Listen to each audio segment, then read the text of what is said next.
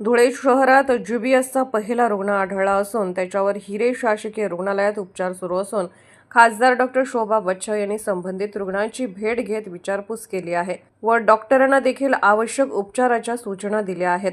दरम्यान प्रत्येक नागरिकांनी आरोग्याची काळजी घ्यावी असे आवाहन खासदार डॉक्टर शोभा बच्छाव यांनी या निमित्ताने केले आहे।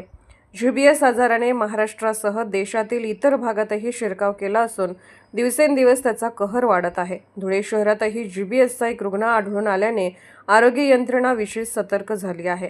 संबंधित रुग्णावर हिरे शासकीय वैद्यकीय महाविद्यालय येथे उपचार सुरू आहेत। जीबीएस रुग्णांसाठी स्वतंत्र कक्ष हिरे शासकीय वैद्यकीय महाविद्यालयात तयार करण्यात आला असून उपचाराच्या बाबत योग्य ती खबरदारी घेतली जात आहे। धुळे शहरातही जीबीएसचा पहिला रुग्ण आढळल्याची माहिती प्राप्त होताच धुळे लोकसभा मतदारसंघाच्या खासदार डॉक्टर शोभा दिनेश बच्छाव यांनी तात्काळ हिरे शासकीय वैद्यकीय महाविद्यालयास भेट देत संबंधित रुग्णांची विचारपूस करीत संबंधितांवर आवश्यक ते उपचार तातडीने करण्याच्या योग्य त्या सूचना संबंधित डॉक्टरांना केल्या आहेत। धुळे शहरामध्ये 7 वर्षाची मुलगी हेमांगी राऊत म्हणून तिला डॉकबाईट झालेला आहे। तिचा उजवा गालाचा लचका विसरलेला पुत्राने त्या ठिकाणी घेतलेला आहे आणि ती आपल्या हिरे हॉस्पिटलला या ठिकाणी 3 दिवसापूर्वी ॲडमिट झालेली आहे। सुचरिंग केलेलं आहे। सर्व अँटीरेबीज वॅक्सिन्स वगैरे या ठिकाणी दिले गेलेले आहेत आणि 2-3 दिवसानंतर तिच्यावरची प्लॅस्टिक सर्जरी देखील होणार आहे। मी या ठिकाणी पेशंटला बघितलं, व्यवस्थित सगळी ट्रीटमेंट या ठिकाणी डॉक्टरांनी केलेली आहे, करता आहे। आरोग्य अधिकारी महानगरपालिकेचे त्यांना देखील मी फोन केलेला आहे, कारण धुळ्यामध्ये 2 वेळा मीटिंग आपण घेतलेले आहेत आणि हे जे काही पिसाळलेले जे कुत्रे आहेत त्यांचं मोठ्या प्रमाणामध्ये प्रमाण वाढलेलं आहे। तर निश्चितपणे अशा लहान मुलांवरती जो काही कुत्र्यांच्या माध्यमातून अटॅक होतो तो थांबला गेला पाहिजे।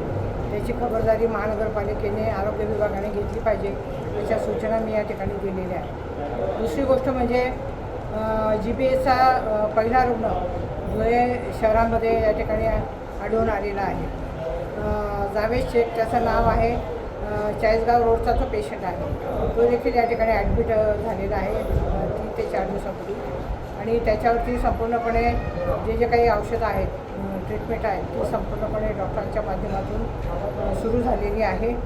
मला या ठिकाणी एवढंच सांगायचं आहे की धुळे जिल्ह्यातल्या आणि शहरातल्या सर्व नागरिकांनी काळजी घेतली पाहिजे।